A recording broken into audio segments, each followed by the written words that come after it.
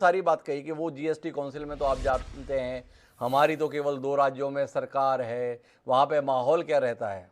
कैसा माहौल रहता है? आप तो स्वयं प्रखर पत्रकार रहे हैं आनंद माधव जी। राजनेता तो आप बाद में बने, पत्रकार आप पहले रहे, तो सारे सिस्टम को जानते हैं।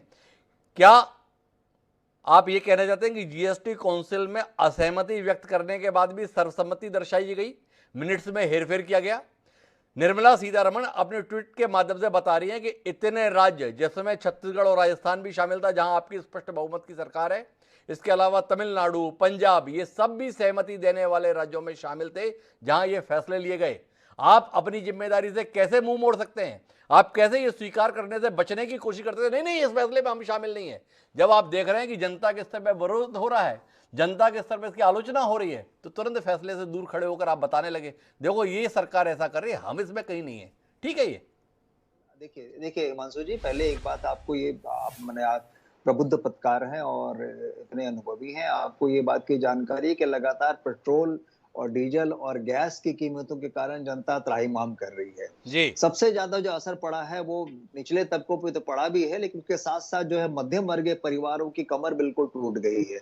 कईयों की नौकरियां चली गई हैं, कईयों की जो सैलरी है वो आधे से भी कम हो चुके हैं। ऐसे में किस ढंग से वो खींच के अपना परिवार चला रहे हैं वो कल्पना से परे है। जी लेकिन इस तरह से ये आइवरी टावर में बैठ के जो डिसीजन लेते हैं, इनको क्या परेशानी है पार्लियामेंट में? अगर इस पे बहस की बात अगर मांग हो रही है तो अगर डिस्कशन होगा तो स्पष्ट हो जाएगा ना। अगर मान लीजिए अगर हमने समर्थन किया है तो वो भी तो सामने आ जाएगा।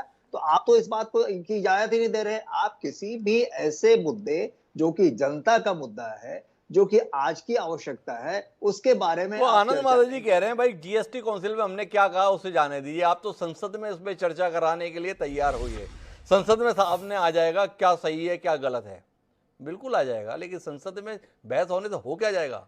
संसद में बिल वो पास होता है, संसद में प्रस्ताव वो पारित होता है जिसकी बहुमत होता है। बहुमत भाजपा का है। कांग्रेस यहाँ विरोध दिखाना चाहती है, विपक्ष यहाँ विरोध दिखाना चाहता है, पर जहाँ असल फैसला होना था वहाँ साथ खड़े हो गए। उस पैसे का आना इन्हें भी अच्छा लगा और अब जनता के बीच में बता रहे हैं कि देखो हम इसके खिलाफ हैं।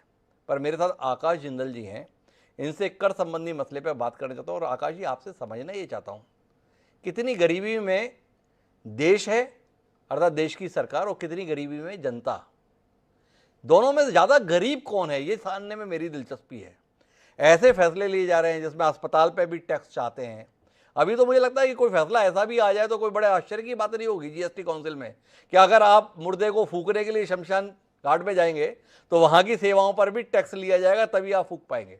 तो आपसे जानना ही चाहता हूँ कि हम हैं कितनी गरीबी में जिसके चलते सरकार को लग रहा है कि आपके मुंह में अगर एक दाना भी जाए तो उससे पहले आपको टैक्स चुकाना पड़ जाएगा। जी डॉक्टर साहब, मैं वही डेटा आपके सामने रखना चाहता हूं। आज की तारीख में हम सबको पता है इन्फ्लेशन, जी सीपीआई इन्फ्लेशन 7% चल रही है, जो कि बहुत हाई है। आरबीआई का कंफर्ट लेवल 4% प्लस माइनस 2% से कहीं ज्यादा है।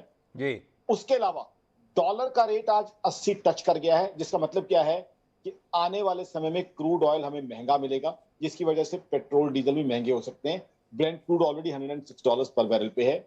उसके अलावा एडिबल ऑयल भी 55% हम इंपोर्ट करते हैं, क्रूड 75 to 80% इंपोर्ट करते हैं, खाने का तेल तो जी उसके भी महंगा होने की संभावना है, बिकॉज डॉलर्स में हमें पे करना है। तो पहला आंकड़ा तो ये है कि ऑलरेडी इन्फ्लेशन बहुत ज्यादा है, आरबीआई के कंफर्ट लेवल से कहीं ज्यादा है।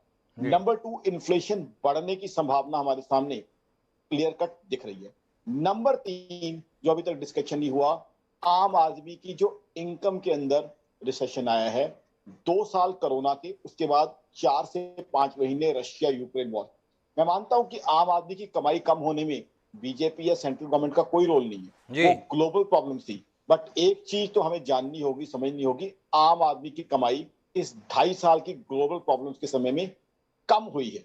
इन्फ्लेशन बढ़ती रही है। मानता हूं पेट्रोल डीजल ये सब चीजें जो बढ़ी हुई हैं, रशिया यूक्रेन वॉर एक ग्लोबल क्राइसिस के कारण बढ़ी हुई हैं। रोज मैं डिस्कशन करता हूं तमाम ग्लोबल चैनल्स पे, अमेरिका में इन्फ्लेशन 9.1% हो गया, 40 साल का हाई है, यूके में हाई है।